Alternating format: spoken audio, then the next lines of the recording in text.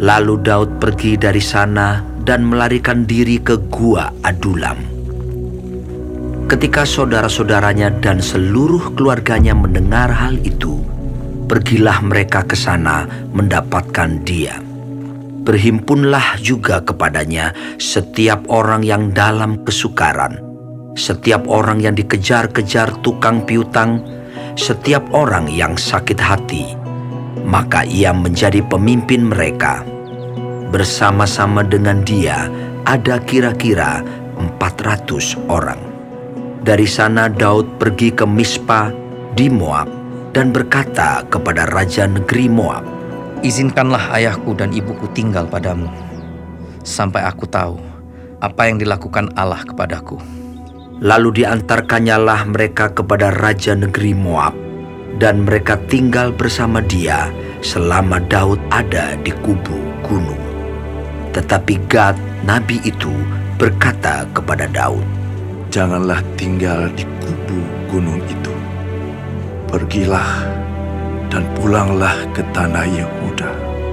Lalu pergilah Daud dan masuk ke hutan Keret.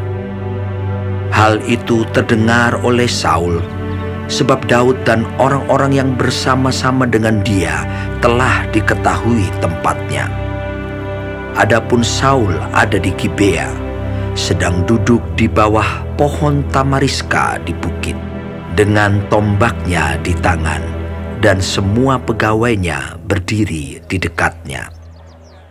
Lalu berkatalah Saul kepada para pegawainya yang berdiri di dekatnya, "Cobalah dengar, ya orang-orang Benyamin. Apakah anak Isai itu juga akan memberikan kepada kamu sekalian ladang dan kebun anggur? Apakah ia akan mengangkat kamu sekalian menjadi kepala atas pasukan 1.000 dan atas pasukan 100? Sehingga kamu sekalian mengadakan persepakatan melawan aku, dan tidak ada seorang pun yang menyatakan kepadaku bahwa anakku mengikat diri dengan anak Isai itu. Tidak ada seorang pun dari kamu yang cemas karena aku, atau yang menyatakan kepadaku bahwa anakku telah menghasut pegawaiku melawan aku menjadi penghadang seperti sekarang ini."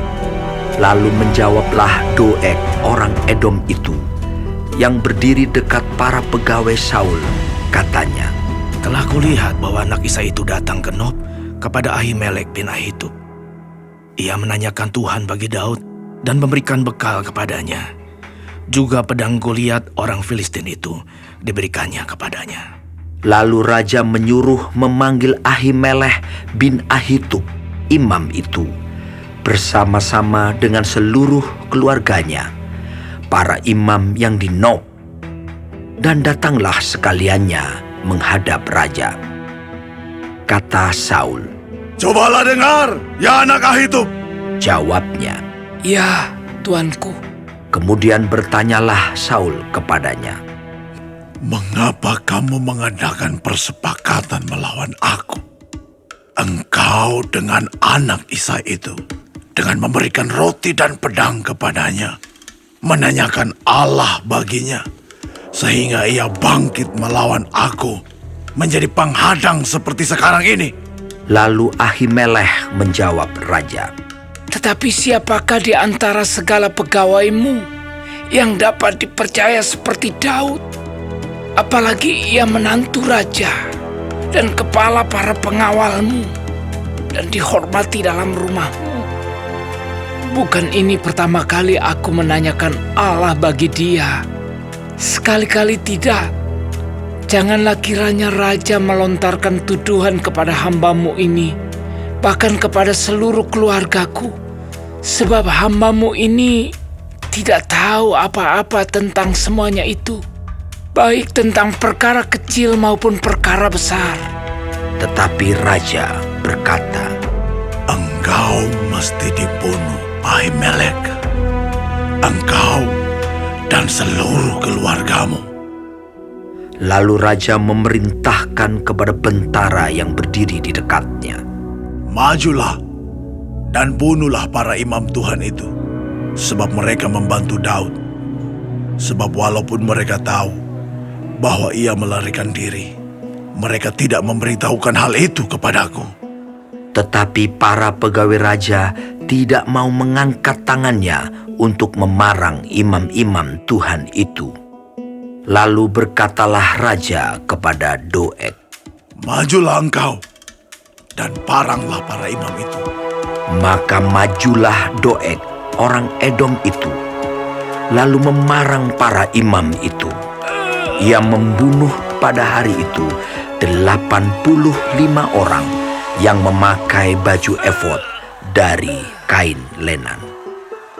Juga penduduk Nob, kota imam itu, dibunuh raja dengan mata pedang, laki-laki maupun perempuan, kanak-kanak maupun anak yang menyusu, pula lembu, keledai, dan domba dibunuhnya dengan mata pedang. Tetapi seorang anak Ahimelech bin Ahitub, namanya Abiatar, luput. Ia melarikan diri menjadi pengikut Daud. Ketika Abiatar memberitahukan kepada Daud bahwa Saul telah membunuh para imam Tuhan, berkatalah Daud kepada Abiatar, Memang pada hari itu juga ketika Doeg, orang Edom itu ada di sana, aku telah tahu bahwa pasti ia akan memberitahukannya kepada Saul. Akulah sebab utama daripada kematian seluruh keluargamu. Enggaklah padaku, janganlah takut. Sebab siapa yang ingin mencabut nyawamu, ia juga ingin mencabut nyawaku. Di dekatku engkau aman.